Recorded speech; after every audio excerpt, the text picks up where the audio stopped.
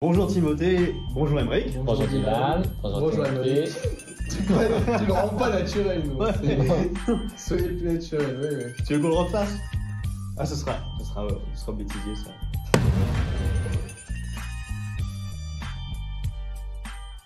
Bonjour Timothée, bonjour Aymeric. Bonjour Dylan, bonjour Aymeric. Bonjour Dylan, bonjour Timothée. Bienvenue dans cet épisode de podcast dédié au retour d'expérience, et cette fois c'est vous deux qu'on reçoit. Alors avant de rentrer dans le vif du sujet, dites-nous un peu qui est Aymeric dans un premier temps. C'est quoi la question? Qui est Aymeric? C'est Ouais. quoi la question? Ouais. Ok, qui suis? Ouais. Ok, donc Présente-toi, ton parcours. je m'appelle Aymeric, je suis étudiant à La Rochelle, je suis en première année d'un BUT en réseau et télécommunications. J'ai voulu commencer la musculation, donc c'est pour ça que j'ai demandé des conseils à Dylan et à Timothée pour qu'ils m'aident dans ce sport-là. Vas-y Timothée, à toi maintenant. Et là, je suis Timothée Benancy en réseau télécom dans la classe d'Aymeric. Et j'ai entendu parler qu'Aymeric voulait se mettre à la salle. Et vu que j'en faisais un petit peu à côté, et Dylan aussi, on s'est dit pourquoi pas faire un truc ensemble pour faire découvrir ce sport à Aymeric. Voilà. Ouais. Et même, si on veut aller plus loin, montrer qu'on peut faire de la démarche réflexive en salle de sport. Parce que là, en fait, vu que tu rentres directement dans le vif du sujet, Aymeric, si je me souviens bien, c'est toi qui es venu me demander justement quelques conseils suite à une séance de portfolio. Ouais, c'est ça. Alors vas-y, est-ce que tu peux raconter à tout le monde cette histoire et les réflexions qui s'étaient passées durant ce cours et qui t'ont amené à venir me voir ensuite?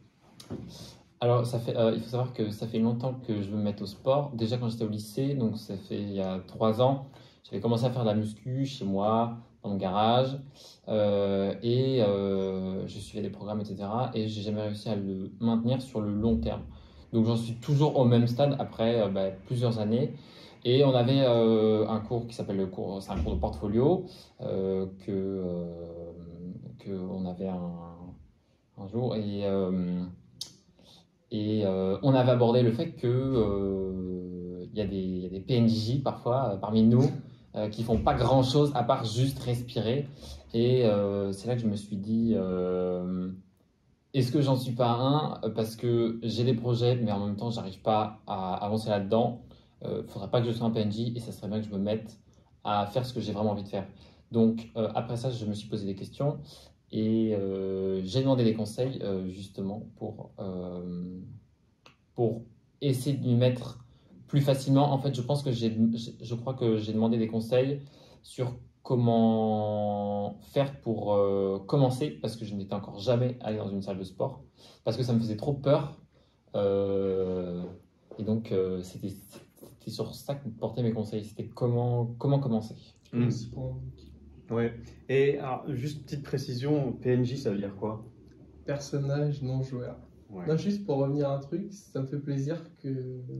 En fait, je sais pas si c'est passé comme toi, enfin pareil pour toi, le fait de commencer dans son coin, dans son garage, à bricoler avec des bouteilles ou une connerie, tu vois, une paire d'haltères à 10 balles, et ça me fait plaisir de voir qu'on commence tous pareil, en tout cas, c'est marrant. Mhm. Et d'ailleurs, si on devait aider Aymeric dans son analyse réflexive, là, toi et moi, Timothée, tu dirais que qu'est-ce qui est difficile dans le fait de se lancer dans quelque chose?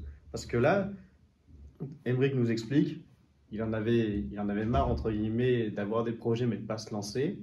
Comment toi, tu t'es lancé dedans? En fait, c'était au lycée. J'étais avec. Il y avait des collègues de ma classe qui en faisaient déjà depuis un certain temps. Et du coup, je me suis dit, bon, en vrai, je faisais rien à ce moment-là. C'était sorti de confinement, j'avais arrêté, parce que je faisais de l'athlétisme, j'avais arrêté. Et j'étais en mode, là, ça va faire 1 an que je fais rien, il faut vraiment que je commence à me bouger, parce que c'est chaud un peu. Et vu que j'avais plein de gens autour de moi qui en faisaient, ça m'a un peu motivé par l'effet de groupe, tu vois. Je me suis dit, en vrai, je vais m'y mettre aussi, comme ça on sera tous ensemble. Et aussi en même temps, il y a le programme de muscu qui a commencé au lycée, du coup, moi je me suis mis naturellement, tu vois. Et le fait que j'y sois chez moi, il y avait la déter en mode. Tu sais, on était tous un peu en compétition dans la classe en mode. Ouais, tu fais quelle séance aujourd'hui, machin, t'as poussé quoi? Enfin, tu vois, on était tous en compétition. Et en plus, après, avec le lycée, ouais, du coup, ça a fait que j'ai continué pendant un an, vraiment de manière continue, tu vois. Du coup, T'avais un, après, je me ouais. suis pas arrêté, tu vois. Ouais, T'avais un environnement qui était assez favorable au fait que tu fasses de la muscu. ouais, ça. Ouais. J'étais pas le seul dans mon coin. Enfin, il n'y avait pas de jugement. Ouais, c'est fait naturellement, tu vois.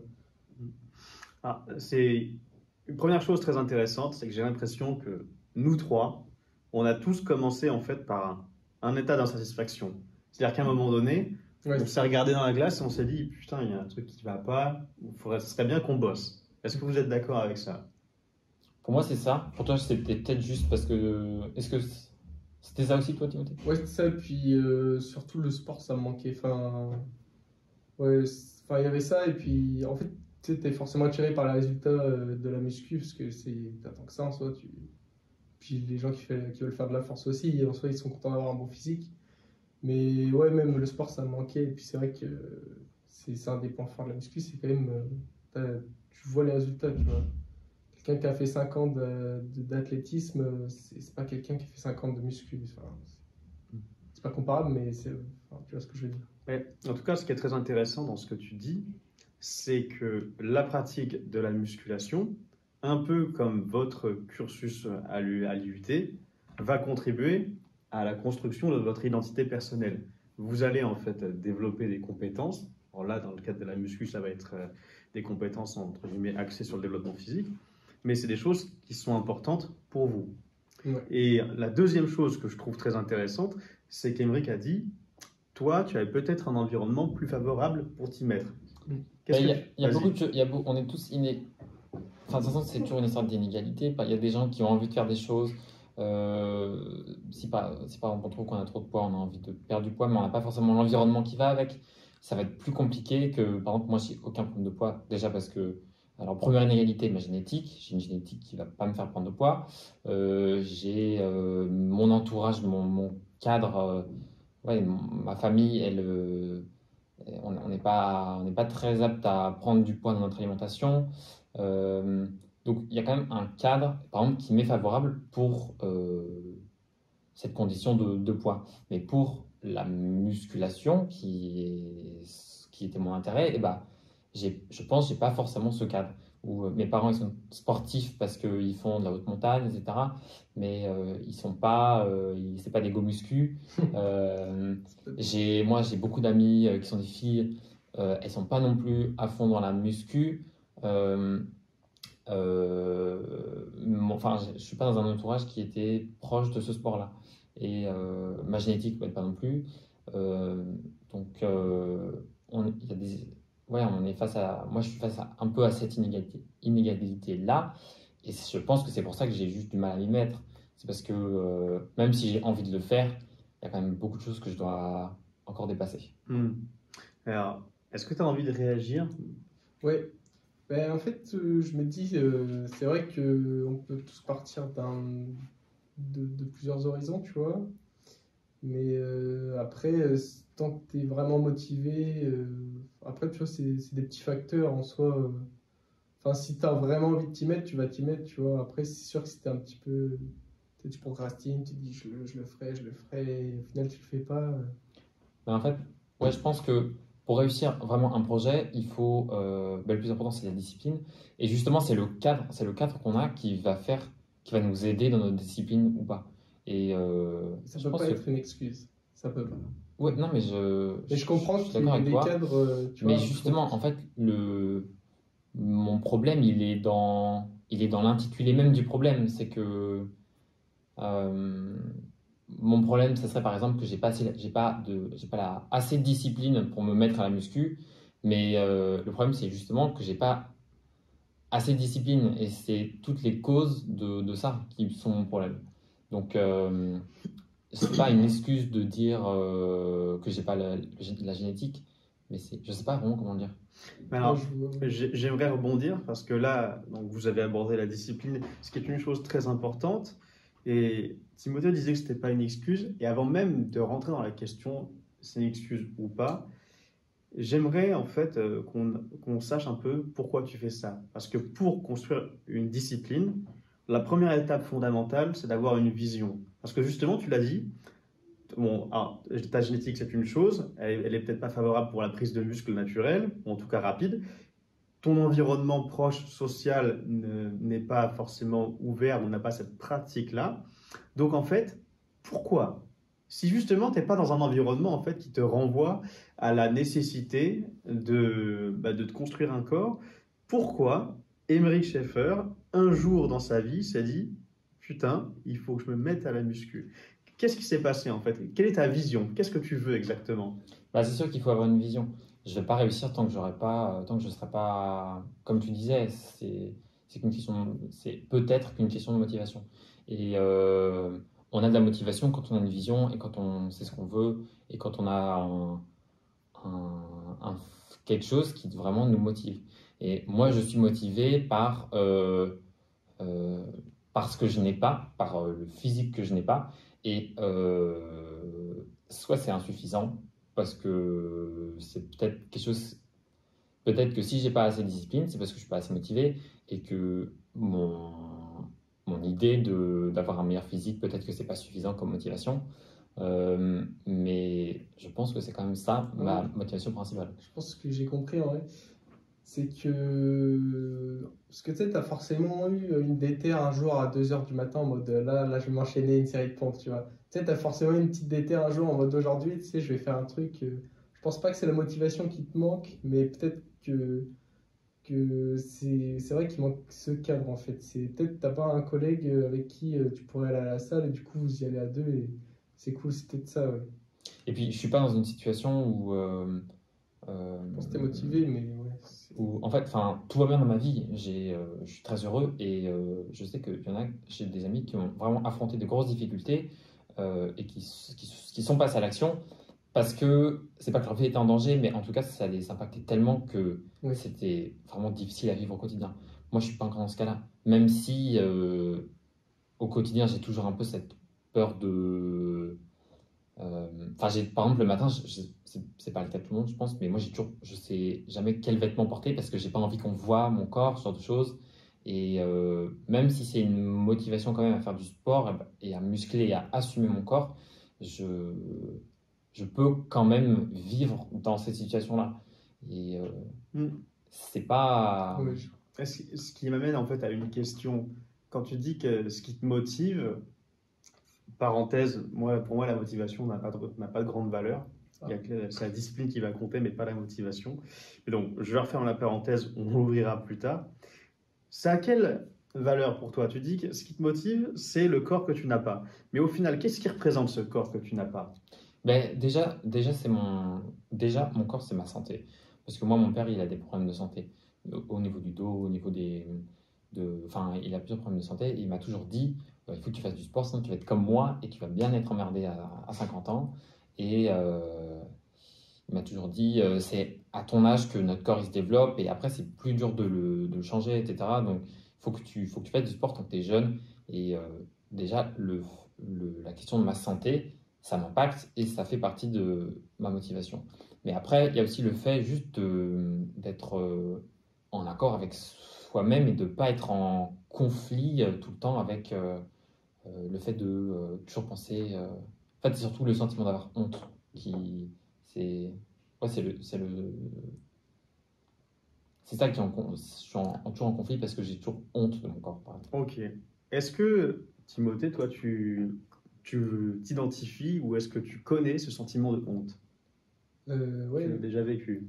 oui, mais je veux juste dire, c'est que en vrai, déjà, t'as pas un cadre où tes parents sont réticents à l'idée que tu fasses du sport, tu vois.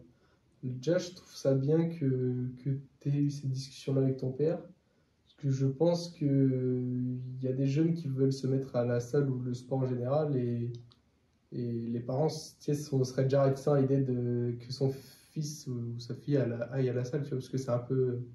Tu sais, il y a plein de préjugés sur la muscu. Déjà, je pense que. Déjà, je Mais trouve ils les ça ont un bien. peu bien. Oui, En fait, mais c'est tu que vois, mais quand après, en fait, ils m'ont dit il faut que tu fasses du sport, il faut que tu fasses du vélo, tu fais de la natation. Mais en fait, mon père ne comprend pas qu'on peut faire du sport dans une salle. Pour lui, faire du sport, c'est juste bouger. Et il m'a dit, tu veux faire du sport, mais tu vas pas payer 30 € par mois pour être enfermé dans une salle. Tu vas dans la montagne et tu marches. Et il n'est pas du tout enfin, il n'est pas du tout, il n'est pas du tout pour que je commence. Mais en tout cas, il m'a dit que le sport c'est important. Mais mon père n'a pas cette vision du tout de la Ouais, pas musculation. forcément de la salle. Alors, Mais... c'est vrai Ouais. qu'il y a des gens qui vont considérer que la musculation n'est pas un sport. En vrai, je Donc, suis pas totalement contre. Enfin, je suis d'accord un peu sur certains points. tout dépend de la définition du sport. Bon, Si on- je pense que je vais donner un exemple, mais enfin, si tu as déjà fait une séance intensive de sport, tu sais, un sport co, même un sport individuel où tu te dépasses. En fait, la muscu, si, c'est une dinguerie de dire ça, mais la muscu, tu te dépasses aussi, mais enfin, c'est différent, tu vois. Genre marcher pendant 2 heures d'affilée et pousser des poids, enfin, je sais pas, c'est pas pareil. En fait, c'est pas trop comparable. Et pour moi, la muscu, c'est pas vraiment un sport à part entière, tu vois. Encore une fois, tout dépend de la définition que tu peux avoir du sport. Si pour toi le sport, c'est un ensemble d'exercices encadrés par des règles pouvant être pratiqués en compétition, eh bien, on pourrait très bien dire qu'à partir du moment où tu vas à Mister Olympia, bah, tu fais un Oui, sport. non, mais si, non, mais c'est clairement un sport, mais Après, ça dépend de ton engagement dans la muscu. Ça peut être juste, tu fais de la muscu parce que tu veux améliorer tes capacités dans un autre sport, peut-être, non? Hmm. Il y en a qui font que ce ouais, ça, sport-là. en complément. En fait, pour moi, c'est un complément, mais en vrai, c'est un sport, mais je sais pas trop comment dire. Enfin, c'est quand même, en vrai, genre, c'est pas amusant de faire la muscu, tu vois. C'est ça que je veux dire. Ah ouais, ça, c'est vrai que c'est le côté amusant et fun, c'est Ça. quelque chose qui est pas très présent, en tout cas pas spontanément dans la musculation, mais le côté ludique ne fait pas partie, entre guillemets, de la... Oui, non, de la définition du sport. Mais, enfin, tu vois, quand t'es petit, tu sais, t'es vraiment petit, genre à l'école primaire, t'aimes bien courir un peu, tu sais, on dit souvent, t'es un petit sportif, machin, tu cours partout, tu fais du foot, nanana.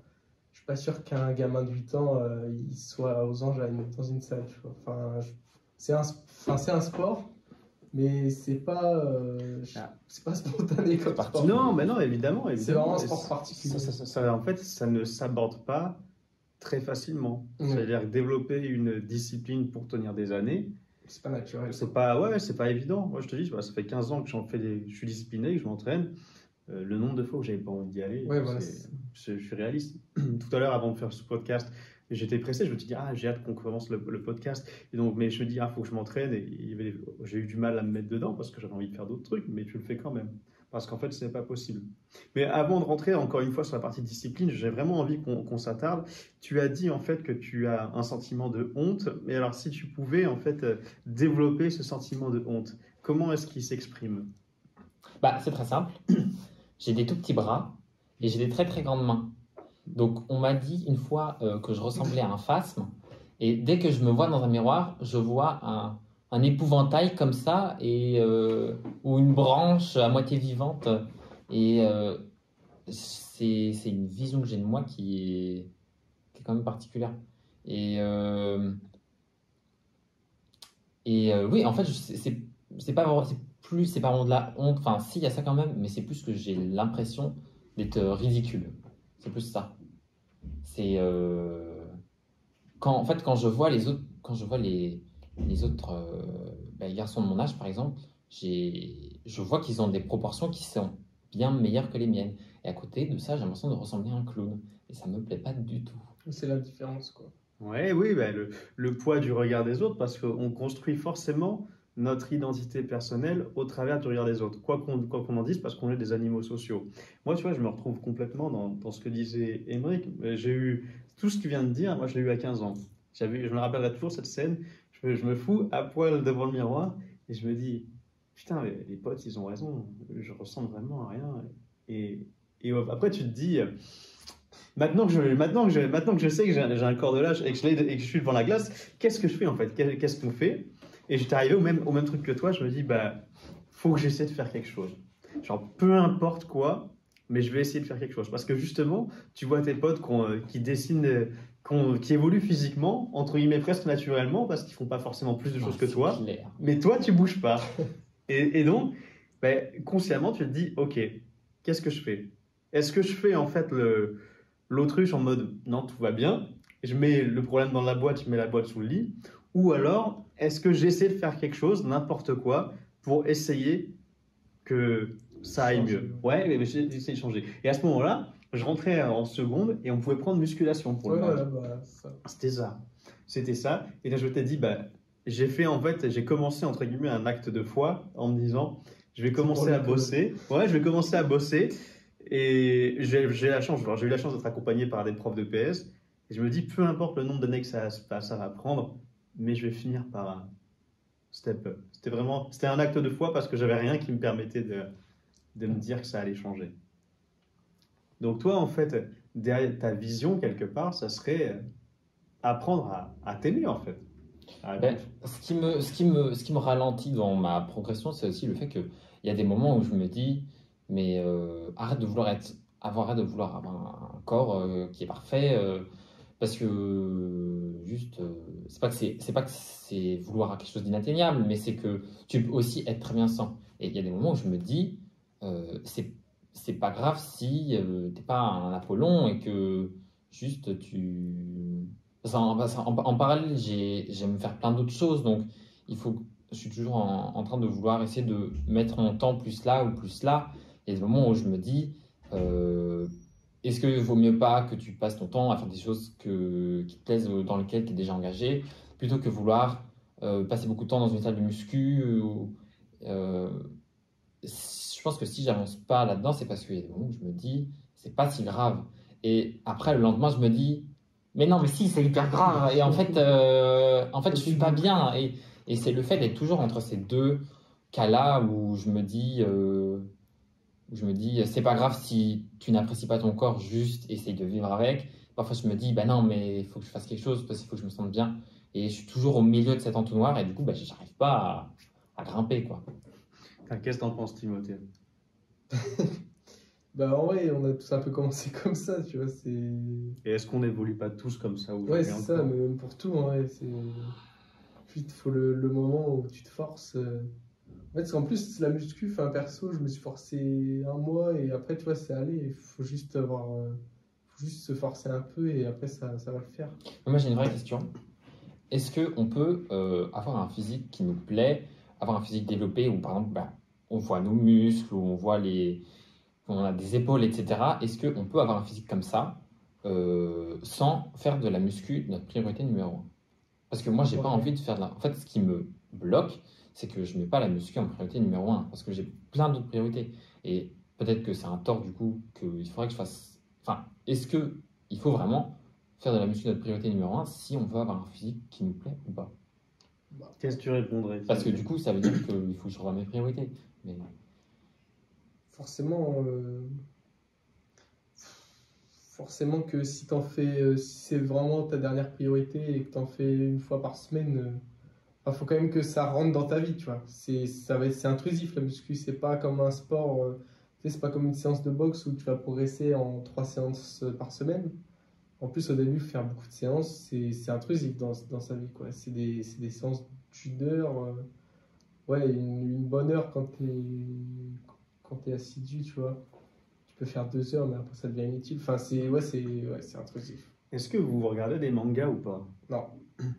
avant, je regarder. Est-ce que tu as regardé Full Metal Alchemist? Non, pas celui-là. Ah merde. Parce que il y avait un principe qui était génial Chaud. dans Full Metal, c'est l'échange équivalent. Et si tu veux quelque chose, il faut donner quelque chose de même valeur.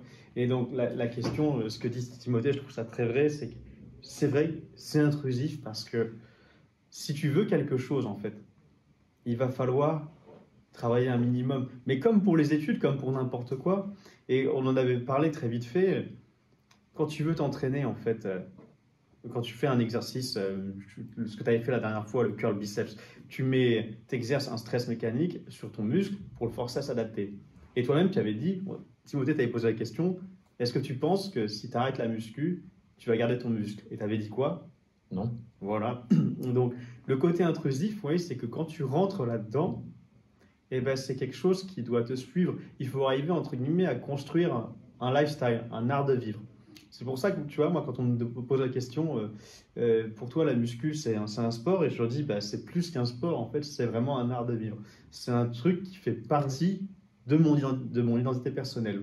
Et j'aimerais rebondir sur ce que tu viens de dire quand tu as parlé du corps parfait. Pour toi, Timothée, c'est quoi un corps parfait? Ça va être quand la réponse, mais Vas-y. pour moi, il n'y a pas de corps parfait, tu vois. C'est ton corps parfait, c'est ton objectif. Je pense que pas tout le monde a les mêmes objectifs.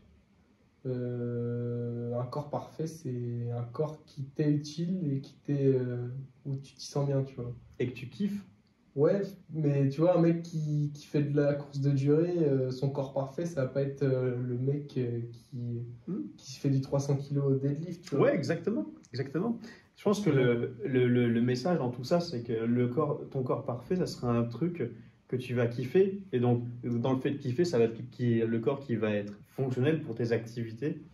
Et c'est pour ça que, à partir du moment où tu te lèves le matin et quand tu te fous à poil devant la glace et que tu te regardes et que tu te dis putain, j'aime ça, et que tu dis vraiment j'aime ce que je vois, bah, c'est bon, tu l'as ton corps parfait.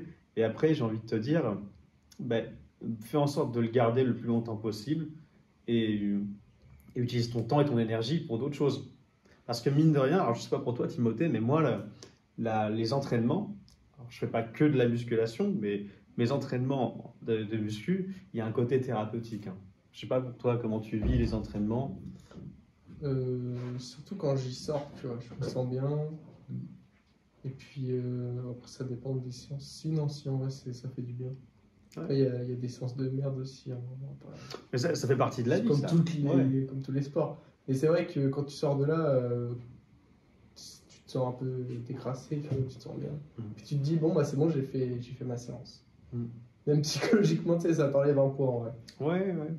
Parce que tu vois, au final, tout ce que tu viens de dire, Émeric, sur le fait de ne pas se sentir bien, ben, nous, en tant qu'êtres humains, nous sommes corps et esprit. Et donc, les deux sont des vases communicants. Si justement tu n'aimes pas ton corps, ça risque de se ressentir dans tes interactions à autrui. Ah bah ça c'est sûr.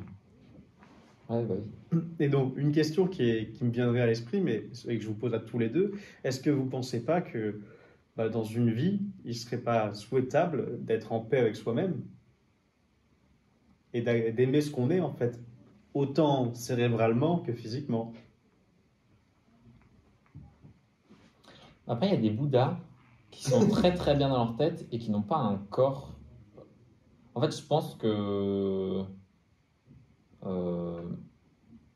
Il y a des personnes qui se sentent très très bien en paix avec leur corps, pourtant c'est pas qu'ils travaillent pas leur corps, mais en tout cas, c'est qu'ils sont pas des physiques très musclés ou ce genre de choses. Donc, peut-être qu'il faut que je réfléchisse au fait que je peux être bien aussi je peux me sentir bien dans mon corps sans avoir un physique qui est parfait. L'exemple des Bouddhas ou des moines, c'est qu'ils choisissent un chemin pour s'accepter, tant physiquement que mentalement. Et par exemple, le chemin qu'on a pris, Timothée et moi, via la musculation, c'est un autre chemin pour s'accepter. Et toi, ce qui serait important, c'est que tu trouves la façon de t'accepter qui te convienne le mieux. Mais par contre, il faut que ce soit vraiment honnête. Parce que je ne sais pas pour toi, Timothée, mais moi, depuis que je suis gamin, voir des mecs tanker, athlétiques, et physiquement développés, je trouvais ça génial. Mais depuis que je suis gamin. Alors, toi, comment tu l'as vécu, Timothée? Ouais, moi, j'ai pas trop temps. Enfin, c'est plus le moment où je me suis mis à la muscu que j'ai commencé à m'intéresser à certains physiques et tout. Je suis en mode, ok, il y a un vrai délire, il y a des mecs, enfin, il y a plusieurs types de physiques et tout. Enfin, c'est vraiment là que j'ai commencé à voir, même, tu sais, à voir les célébrités et tout, à dire, putain, mais en fait, lui, tu sais, ça se voit qu'il se la bute, ou, tu sais, j'ai commencé à voir qu'il y avait certains physiques intéressants, tu vois, mais pas avant, vraiment. Juste, lui, il est musclé, lui, il est pas musclé, mais en vrai, c'est pas plus que ça. Et d'accord, je crois que moi, quand j'étais gamin, j'avais grandi avec, tu sais, c'était une poupée pour garçons qu'on appelait Action Man. Ouais, parce que j'allais dire Action Man. Je sais pas si t'as connu, t'as jamais connu Action Il a une Man? épée, il a brandi et ça fait un éclair. Non. Ok, rien à voir. Ça, c'est. Mais donc, au-delà de ça, quand le physique, je vais revenir sur le physique parfait. Moi, tu vois, il y a des fois, je me regarde dans la glace et je me dis, ah, ça serait bien si j'avais moins de gras. Ouais. Et je me dis, Donc je me dis, actuellement, je suis peut-être à 12% de masse grasse, mais ce serait cool, ce serait joli si je passais à 10%. Sauf que pour passer de 12 à 10, il faut faire un travail énorme, Ouais. encore plus sur l'alimentation, sur tout ce qui va autour. Donc actuellement, je ne suis pas prêt, je n'ai pas envie de faire tous ces efforts, ces sacrifices. Ruiner ta vie, hein, vraiment. Voilà, Pour pour 10%, juste le physique. là, Parce c'est que, vraiment chiant.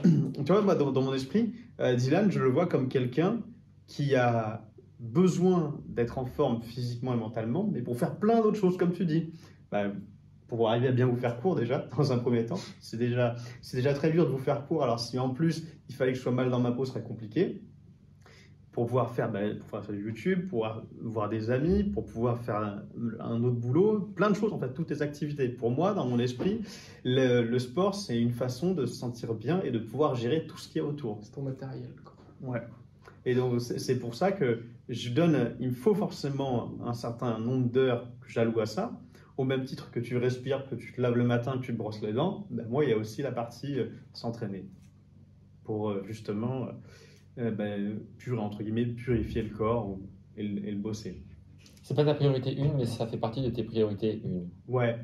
Tu vois, en fait, si je suis complètement honnête en ce moment, ça va faire plusieurs mois. Le truc qui me motive, c'est le boulot. C'est faire du contenu, bosser avec les profs, même faire quoi avec vous. Tout ça, c'est des trucs que je kiffe beaucoup. Et très souvent, je me dis, ah putain, vivement que je fais ma séance et après, je retourne bosser. Donc, en fait, c'est plus une priorité dans le sens où c'est nécessaire. C'est-à-dire, je me dis pas, est-ce que c'est important ou pas, il faut le faire. Je suis câblé pour ça. Est-ce que quand tu as créé ta routine, quand tu parlais de lifestyle, est-ce que quand tu as... si j'ai bien compris, maintenant tu fais des choses, tu fais tes séances un peu automatiquement, tu as assez de discipline pour les faire sans te poser 1000 questions et dans le doute, etc. Et juste tu les fais.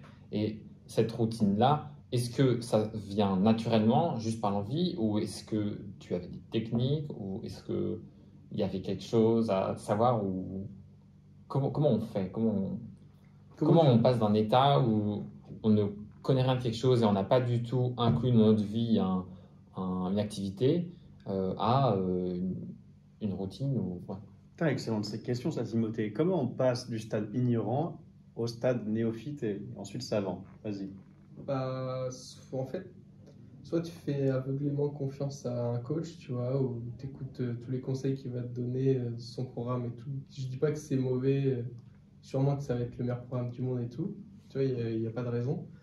Ou soit ça t'intéresse vraiment et tu vas vraiment faire des recherches très souvent, tu vas te renseigner, tu vas te renseigner sur tes objectifs, comment tu veux les atteindre.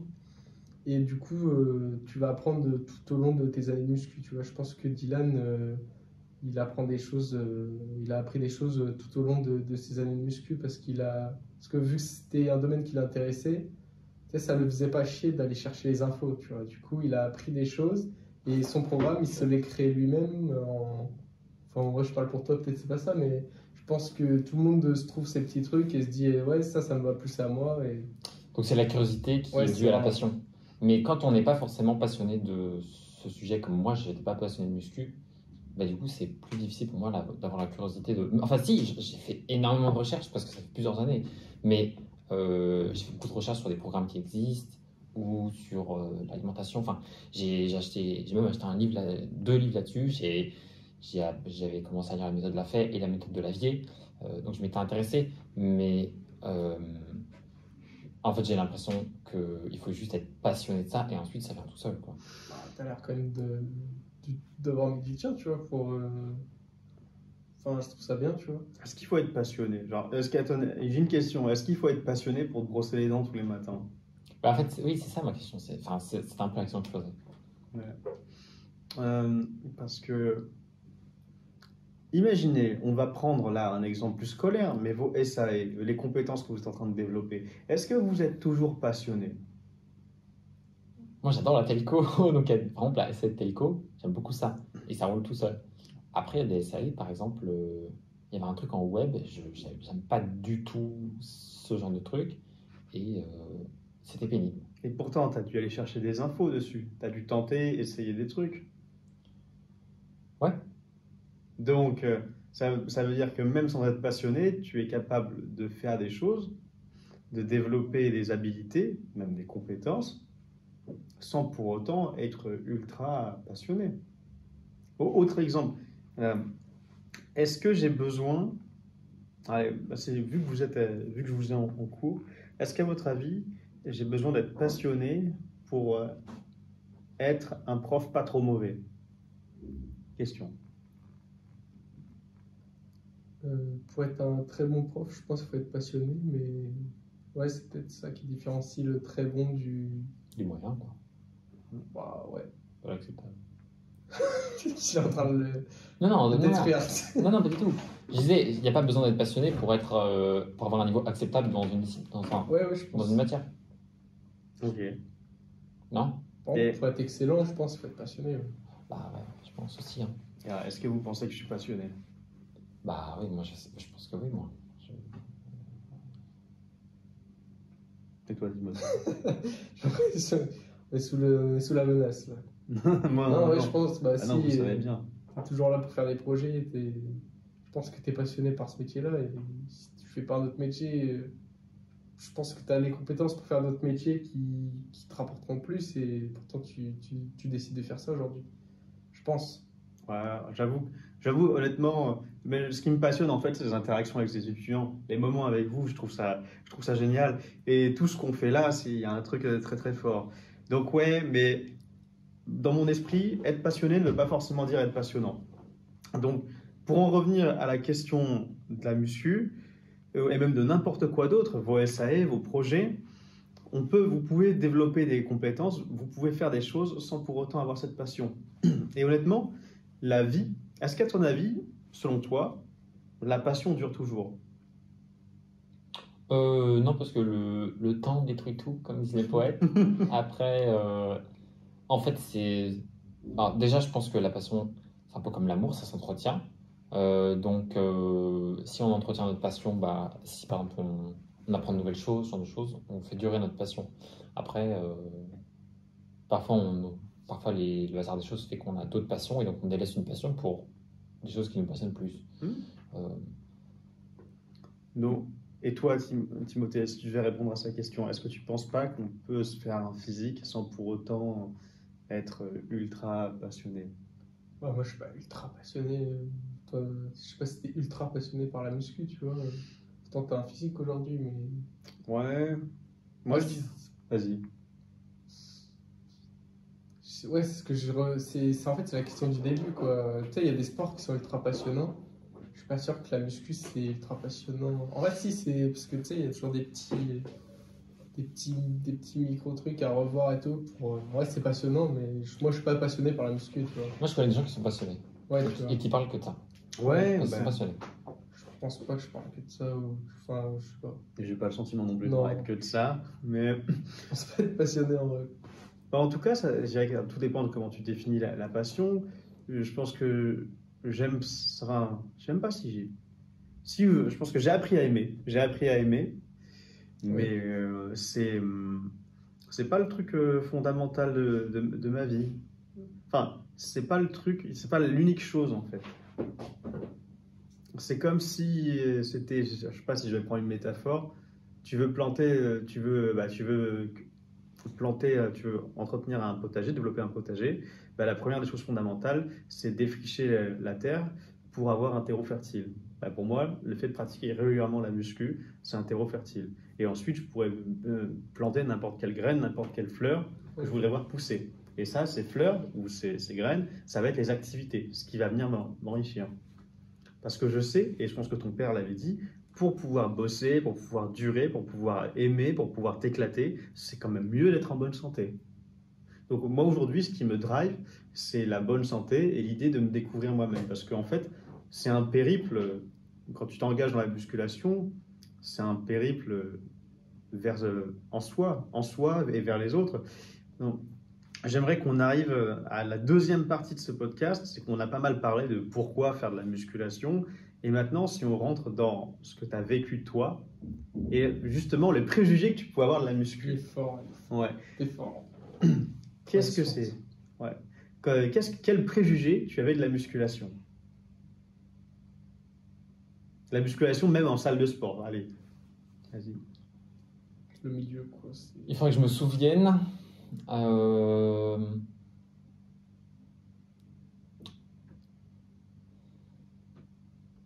Allez, si pour t'aider, tu t'en avais parlé, allez, je m'en souviens. Est-ce que tu pensais que dans la musculation, on réfléchissait beaucoup? Autant que ce qu'on a pu te faire, autant que toutes les questions qu'on a pu te poser. hum, je pense pas avoir eu.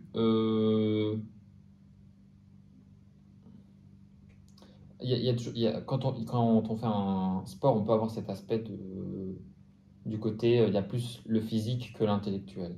Mais quand j'ai vu que la muscu c'était assez compliqué quand j'étais au lycée et que j'ai vu que c'était très théorique et que c'était très complexe, j'ai vite compris qu'il fallait réfléchir à tout ça et que les personnes qui ont des résultats que je vois, ils ont bien réfléchi et je pense qu'ils se sont posé pas mal de questions et un peu plus que moi je m'en suis posé. Donc je pense pas avoir eu ce préjugé de les gars de la muscu, ils réfléchissent pas. Euh, j'avais le préjugé. En fait, je sais pas si c'est un préjugé ou pas, mais moi je n'avais pas réussi à m'inscrire à la salle de sport parce que j'avais peur qu'on me juge.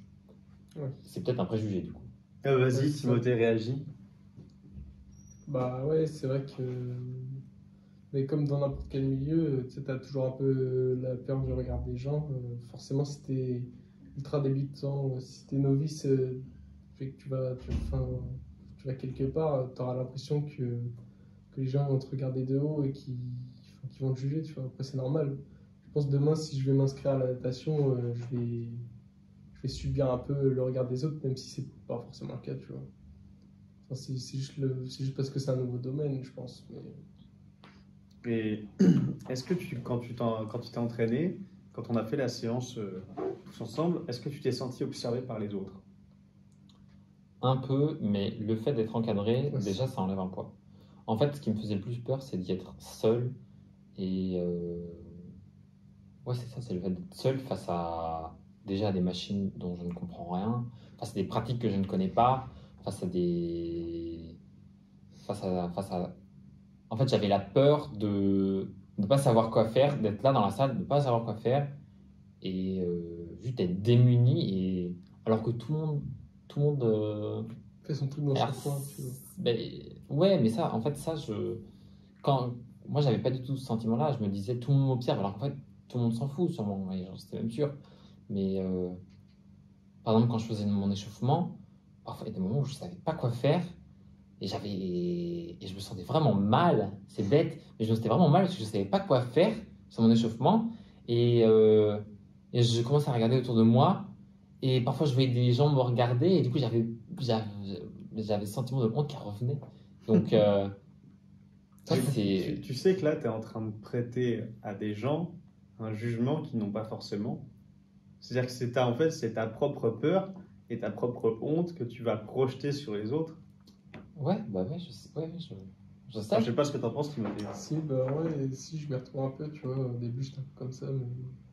En fait, ouais, si c'est vrai. En vrai, ça peut faire peur. Hop, C'est comme quand t'arrives dans une nouvelle salle, tu vois. au final, T'es un inconnu et tout est inconnu et du coup, t'es un peu perdu, mais. toi, tu avais bossé ta peur. Parce que spontanément, au final, on a commencé à discuter, pas forcément, pas uniquement qu'en cours, c'est que tu es venu me voir pour les muscle-up. Je m'en souviendrai Ouais, toujours. c'est vrai. Bah ouais, mais en même temps, gros, attends, juste pour un petit contexte, j'arrive dans la salle. Déjà, je vois mon prof, je me dis, ok, bon, stylé, mon prof, il est dans la même salle que moi. Je le vois enchaîner 20 muscle-up d'affilée, tu vois. Je me dis, bon, merde, c'est chiant. Moi, j'en fais zéro, je me dis, je vais aller demander des conseils, tu vois. Mais au final, elle t'a super bien fait parce que c'est grâce en fait à cette intervention qu'on a pu échanger, on a sympathisé, on s'est vu pour d'autres choses, on a développé des projets, on a mis Emmerich dedans.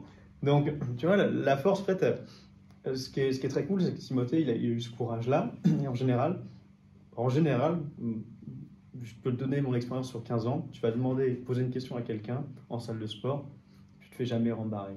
Je ne me suis jamais fait rembarrer. Mais, parce qu'en fait, au mieux. Mais les gens, ils ont de la musique dans les oreilles. Ouais, mais c'est pas grave. J'avais de la musique. Il est arrivé, il a fait. Donc j'ai enlevé mon casque. Je lui ai dit, ouais, tu veux quelque chose, Timothée? On a commencé à discuter. Ah, je n'ai jamais osé interrompre quelqu'un. Parce que les gens ont de la musique. Et là où j'allais. Et ils sont hyper concentrés dans ce qu'ils font. Et j'ai pas envie de me faire mal voir. Déjà dès le début, dès que je rentre dans la salle, je me fais mal voir parce que lui va me poser des questions, il va me saouler, il va me déconcentrer. Je sais qu'il y a des gens, peut-être qu'il y a des gens, ça peut les saouler de les déconcentrer dans leur séance parce que ils sont à fond dedans, ils veulent pas. Rien que le fait d'avoir un casque, pour moi, c'est le fait de vouloir s'isoler. Ouais, Donc, j'ai pas envie de rentrer dans leur. Dans leur intimité. Ouais, voilà, c'est ça. Peut-être qu'il y a des gens qui attendent que ça, de se faire interrompre. Tu m'as saoulé en fait. T'es venu dans mon intimité. T'es venu te faire chier pendant qu'il enchaînait. C'est ce que tu dis là en fait, ce que tu décris, Emric, je pense qu'on peut l'avoir pour plein de choses. Comme par exemple aller aborder une fille que tu connais pas. Oui. Je pense que tu abordes une fille ou un mec que tu connais pas, mais qui te plaît. Je pense qu'on a tous ressenti cette peur un jour de dire putain, on va la faire chier, on va se faire rembarrer. Mais imagine justement, t'essayes et ça marche. Ben, qu'est-ce qui se passe? Tu peux passer entre guillemets de l'enfer au paradis parce que tu vas déclencher quelque chose, tu vas oser. C'est pour plein de choses, c'est valable pour plein d'expériences de vie, c'est qu'il y a des moments où tu oses en fait. Tu tentes un truc et on ne sait pas où ça mène. Ça, quand tu penses, c'est vous là, c'est dans votre groupe qui m'avait suggéré pourquoi pas essayer de faire une chaîne YouTube pour le portfolio. Et aujourd'hui, bah, elle a bien évolué, c'est-à-dire pour un truc qui était complètement random, on a fini par la présenter dans un congrès. Alors la base de tout ça, c'était juste essayer. Ouais. Enfin, je sais pas, qu'est-ce que tu en penses? Bah, c'est bien la preuve que parfois il faut avoir des angles de courage et se lancer parce que ça peut déclencher des projets, ça peut déclencher de grandes choses pour nous, pour les autres. Donc, c'est vrai que j'ai pas toujours été courageux quand j'étais dans cette salle de sport parce que je me sentais pas à l'aise et donc c'était dur d'avoir du courage. Timothée, est-ce que tu dirais que c'est quelque chose de très important, le courage dans la vie? Question. Ouais, en vrai, bah, ça peut t'ouvrir des portes. En vrai, c'est con, mais ça peut t'ouvrir des portes. Puis, le courage, tu peux te le donner en prenant du recul, tu vois. Aller voir un mec dans une salle de sport qui fait sa séance, dès que tu reprends du recul, c'est presque normal parce que vous êtes tous là pour les mêmes choses et autant en partager, quoi. C'est comme. Oui. Et puis, enfin, je sais pas, mais est-ce que tu as commencé dès le début à être un titan? Est-ce que tu as commencé la muscu en ayant dès le départ un corps de titan? Non. Bah, enfin, Ouais, moi non plus. Hein. Tu sais, Ouais, je sais. on commence tous quelque part. Et donc, je pense, à moins d'être entre guillemets mal intentionné, moi en tout cas, quand je vois des jeunes qui commencent la muscu, meufs comme mecs, et qui débutent, bah, je me dis c'est bien en fait, ils essaient. C'est tout. Donc, allez, si on devait aller progressivement vers la fin de ce podcast, qu'est-ce que tu dirais? Quel est l'enseignement fondamental que tu retiens de cette expérience? Justement, et imagine, t'as ton père qui vient, qui était sceptique, qui te ressort ce discours un peu sceptique, un peu défiant envers la musculation. Toi, avec cette petite expérience, quelle leçon de vie tu pourrais lui partager? Qu'est-ce que tu as appris? Et c'est surtout relatif au fait de vouloir affronter une difficulté. C'est ce que je retiens de ça.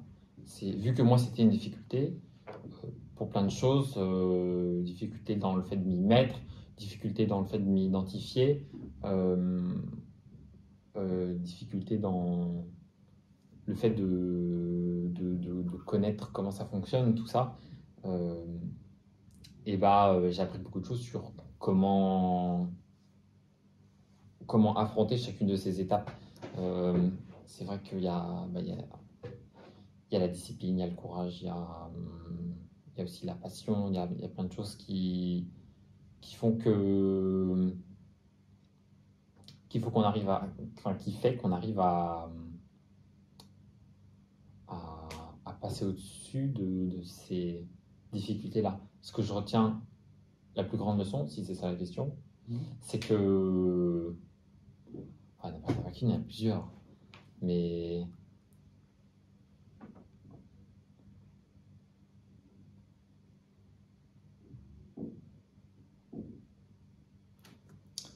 je sais pas, c'est dire comme exemple, il y a plusieurs choses. Bah alors, attends, Timothée va t'aider.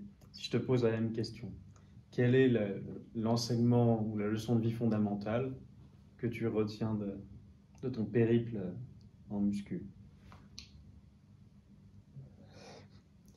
Il suffisait de se lancer. Non, mais en vrai, c'est vrai. Je pense que sur n'importe quel projet, parce que la développeur physique, c'est un peu un projet comme un autre, je trouve. Il suffit de se lancer et se lancer sur le long terme, tu vois. Parce que les mecs qui ont construit des grandes choses aujourd'hui, c'est pas arrivé du jour au lendemain, tu vois. Ça arrive jamais en fait. Tu vas pas gagner au loto. Si ton projet c'était d'être riche et que tu as gagné au loto, bon, ça arrive du jour au lendemain, mais ça arrive jamais, tu vois. C'est un truc où c'est des étapes, c'est des étapes, et puis voilà. Alors, ce que tu viens de dire, c'est tellement important. Ouais. On a oublié cette notion de durée. Ça me fait penser, j'ai écouté récemment un podcast d'un chercheur qui est aussi préparateur physique, qui s'appelle Mike Israetel. Il avait posé la question de la civilisation et il avait expliqué que ce qui caractérisait la civilisation, c'était sa vision long-termiste. C'est de vouloir construire des choses qui vont durer dans le temps. Et donc, j'étais en train de faire une synthèse de vos réponses et je dirais que les fondamentaux, l'enseignement fondamental qu'on pourrait retenir, c'est que pour réaliser quelque chose et atteindre cet épanouissement, il y aurait plusieurs choses. Il faut une vision, il faut donc le courage de se lancer. Ensuite, il faut la discipline. Ouais, exactement. Et donc la discipline pour la maintenir dans le Exactement. Donc on a nos 4 éléments. Et je pense que tu vois, tu prends ces 4 éléments, tu les appliques, comme dit Timothée, à n'importe quel projet, n'importe quelle activité. Et ça peut, en fait, tu ne pourras que t'améliorer et que t'enrichir. Au sens large du terme, je dis bien enrichir. Donc, je sais pas, vous êtes d'accord avec ça? Ouais. Moi, j'ai le fait de prendre son courage à deux mains et de se lancer. Plusieurs fois, j'ai essayé. Et en fait, j'ai eu des périodes comme ça où, par exemple, pendant les grandes vacances ou pendant le Covid, je me suis lancé sur 2, 3, 4, 5 semaines dans la muscu, la muscu chez moi, donc au poids de corps. Plusieurs fois, j'ai essayé de me lancer parce que j'avais eu un élan de courage, quoi. Pourtant, j'ai jamais réussi à le maintenir sur le long terme. Et peut-être que c'est ça qui me manquait. Peut-être que c'était le fait de pas m'être assez projeté. Par exemple, tu disais que tu étais intéressé à des physiques, etc. Ça me fait penser au fait que j'ai aucun exemple de physique que je connais. J'ai pas de référence, par exemple. Et peut-être qu'il faudrait que j'ai une vision un peu plus long-termiste sur tout ça pour essayer après de m'être lancé, de le maintenir sur le long terme. Moi, j'ai voulu commencer la muscu aussi parce que je me suis dit que ça allait faire travailler ma discipline et que ça allait me servir dans plein d'autres choses. Mais en fait... je t'imagine déjà discipliné en cours. Bah il est discipliné en cours. Ouais. Oui, j'arrive à être discipliné pour certaines choses, mais dans le sport, c'est compliqué pour moi.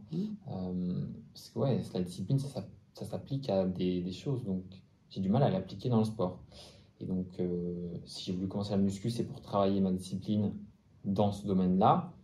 Et en fait, c'est un peu réciproque. C'est en faisant du sport, on va faire travailler sa discipline en s'y mettant chaque jour. Et c'est en ayant de la discipline qu'on va faire en sorte de le faire chaque jour. Donc, je ne sais pas dans quel sens c'est exactement. Mais je pense qu'il faut que je pense qu'il faut que je réfléchisse à la manière dont je vois mon objectif sur le long terme. Je pense qu'il faudrait que je travaille ça. J'ai un pote, bah d'ailleurs c'est mon préparateur physique, qui m'avait dit, il me sortit une phrase que je trouve extrêmement puissante. Il me dit, bah, le secret, et c'est ce que tu arrives à faire, Dylan, c'est que tu arrives à t'enrôler toi-même. À partir du moment et ça, s'enrôler soi-même, cette capacité justement à se discipliner, à se câbler directement pour faire un truc et le faire sur le long terme, il m'expliquait, bah, pour moi c'est une compétence et que tout le monde n'a pas cette compétence à s'enrôler comme ça pour les trucs. Parce que comme pareil pour YouTube, au final quand j'ai commencé, vous m'avez dit ok je vais tenter le truc et j'avais dit bah, je vais vous faire une vidéo par semaine et donc ça a commencé en octobre et bah, ça dure encore. Donc je vais essayer de la maintenir aussi longtemps que possible, tant que j'y vois du sens, tant que ça permet de nourrir tout un univers parce que comme plein de choses, tu deviens entre guillemets bon ou pas trop mauvais quand tu as pas mal d'expérience, pas mal de temps. Je sais pas, qu'est-ce que t'en penses Timothée? Ouais, c'est toi qui avais parlé un jour des 10 000 heures en cours, non? Ouais, c'est ça. Ça me fait penser à ça. Qui équivalent à environ à 10 ans de pratique régulière. Et ouais, tu sais que j'aimerais bien savoir, ça te fait combien d'heures de muscu, tu sais, au total? Bah, tu vois, je m'étais fait la réflexion. Genre en heures, ça donne quoi? Je pourrais même Si pas t'avais travaillé, tu sais, à la place. Je pense que j'avais appliqué ouais, c'est un calcul à partir du rythme. Je pense que j'oscillais ouais, entre 9 et 10 000, tu vois. Ouais, bah voilà. Mais, alors que moi, tu vois, c'est même pas 10 ans, c'est à 15 ans. Je fais 15 ans de pratique. Mais tu vois, comme l'a très bien dit Timothée, il y a 15 ans, j'étais beaucoup moins carré, euh, ordonné. C'est-à-dire que j'avais beaucoup moins de connaissances, beaucoup moins d'expérience qu'aujourd'hui. Et c'est pour ça que, par exemple, quand je suis venu avec toi, il y avait des choses qui me paraissaient beaucoup plus intuitives. Il y a des choses qui me paraissaient fondamentales à te donner.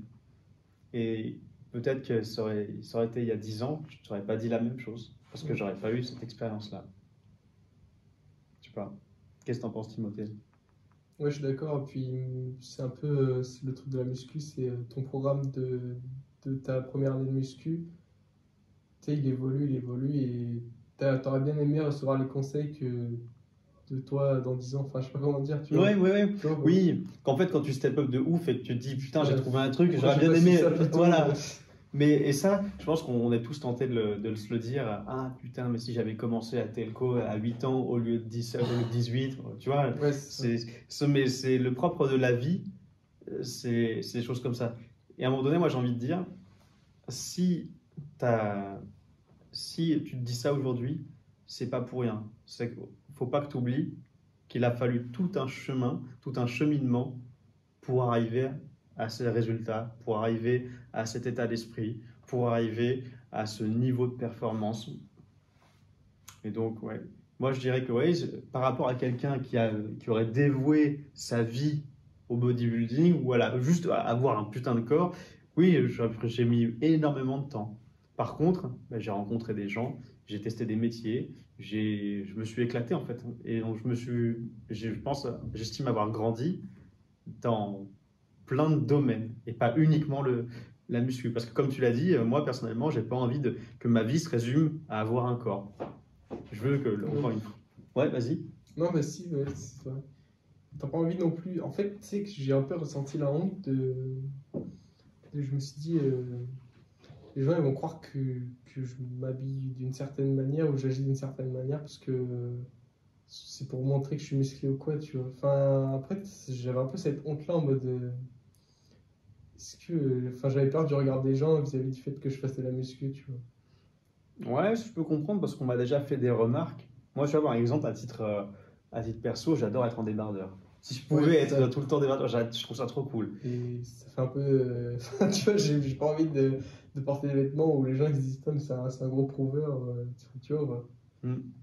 Après, je pense que c'est à chacun de se détacher du regard des autres.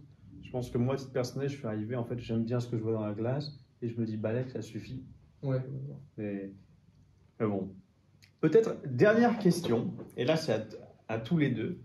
À votre avis, dans quelle mesure toute cette discussion est-elle liée à la démarche portfolio? J'attends pas de bonne réponse, Emery. Avant que tu te dises s'il y a une bonne réponse, je veux juste vos réponses à vous. La démarche portfolio, c'est le fait de réfléchir à une question ou à soi-même ou à quelque chose, à un sujet. Là, le sujet, c'était la muscu. Et c'était le rapport qu'on a, nous, êtres humains, à la muscu. Enfin, oui, c'est ça. Donc, ça rentre dans la démarche portfolio parce qu'on a réfléchi, en tout cas moi, dans ma tête, là, j'ai pu réfléchir à plein de choses. J'ai pu réfléchir au fait que je pourrais faire telle chose pour m'améliorer, telle autre chose, je pourrais y réfléchir. Euh, c'est lié parce que c'est juste le fait de réfléchir à la démarche portfolio. La démarche portfolio, c'est de l'analyse réflexive, c'est analyser et réfléchir. Je pense que c'est ce qu'on a fait. Ouais, vas-y, J'ai une question, c'est du coup, tu sais, le portfolio, c'est des sortes de mini-projets, enfin, c'est comme des SAE. Là, la trace, ce serait quoi? Ce serait notre physique en tant que tel ou ce serait un exemple d'une séance de muscu? Ce serait quoi la trace? Ce serait un programme Ça dépend, là, encore une fois. La trace, elle est censée prouver quoi? Bah, que tu fais de la muscu, du coup, là, non?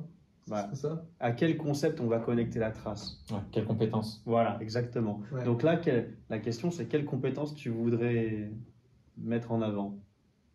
Ça peut être technique comme un geste Discipline. ou ça peut être juste, oui, voilà. Ça, c'est une trace de discipline physique en soi, non? Bah, si justement ta compétence, c'est être capable de construire un physique en salle de sport, eh bien oui, Ouais, je pense que tu pourrais très bien mettre en fait ouais, une photo de ton physique avec la programmation que tu as suivie. Avant, après. Ouais, ouais, c'est ça, un avant et un après, avec entre les deux la préparation que tu as suivie. Ok. Et là, si on veut faire l'Inception, on pourrait très bien utiliser ce podcast pour montrer votre capacité, votre compétence de création de contenu. Création de contenu web, enfin création de contenu, oui, YouTube. Pas mal. Donc, Oui, j'avoue, c'est vrai en plus. donc ouais, il y a cette idée, les analyses réflexives sont là en fait, se concentrent sur le développement de vos compétences. Et à votre avis, quel type de compétences on pourrait, dernière question et je vous laisse tranquille, quel type de compétences vous pensez avoir développé en échangeant comme ça? Ou en tout cas, quel type de compétences vous pensez pouvoir développer avec ce type d'échange?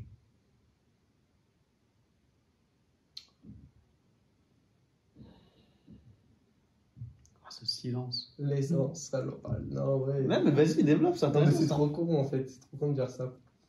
Faut aller plus loin. Non, mais on va pas juste dire. En fait, déjà, j'ai le fait d'avoir parlé.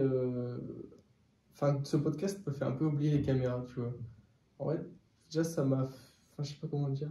Mais c'est plus facile de parler entre nous que regarder face cam, tu Ouais. vois.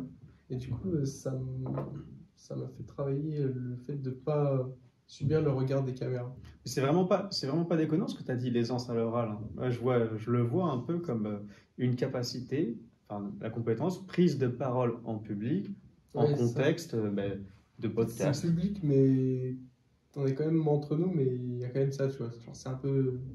Il y a ça, et tu sais que ça va, en fait, on va le mettre sur la toile, comme on n'a pas une grande communauté, mais ça va être visionné. Ouais, voilà, c'est ça.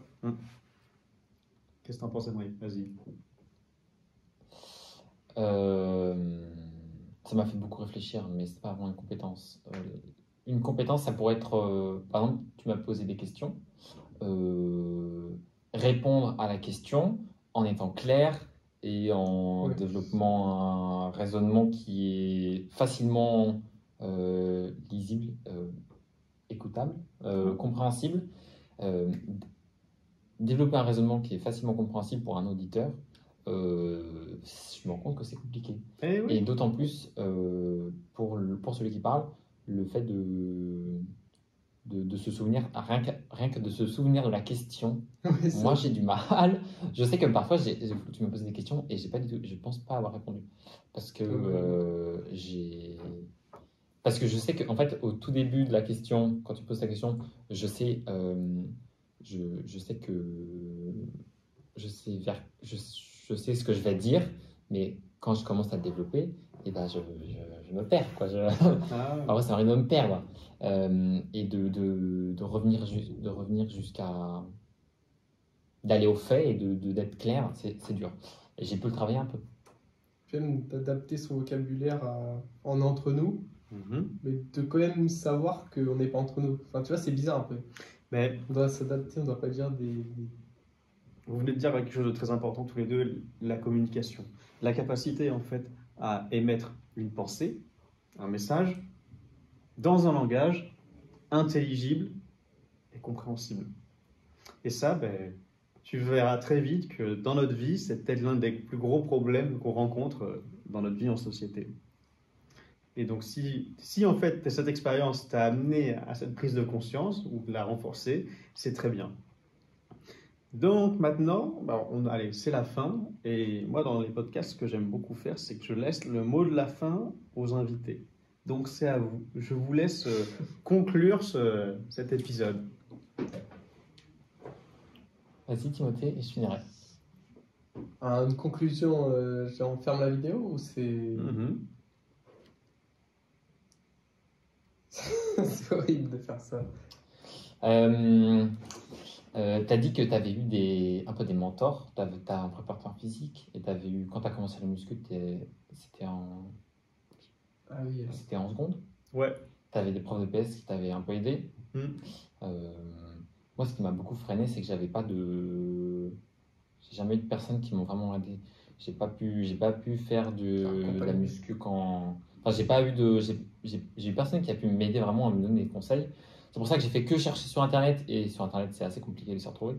Donc, c'est un peu toi mon premier mentor. Donc, je voulais te remercier pour ça. Et pour finir cette vidéo, du coup, je voulais faire des remerciements, pas des remerciations. Merci à vous de m'avoir accordé votre temps, votre énergie et vos conseils, parce que personne n'avait encore fait ça pour moi dans ce cadre-là. Donc, merci beaucoup. Je suis très content d'avoir fait ce podcast, d'avoir fait cette séance de sport ensemble. J'ai appris plein de choses et je sais que ça va m'aider pour le sport et aussi pour d'autres choses. Donc merci. Ouais, merci beaucoup. C'est vrai que le plaisir est partagé. Vas-y Timothée, tu peux conclure. Moi, je suis content de voir de nouvelles têtes dans ce sport et de montrer que c'est abordable. Enfin, voilà. Et je demanderai aux gens d'être indulgents parce que bon, le cadre, ça a été un peu compliqué. Et pourquoi pas de réagir, de nous donner des conseils.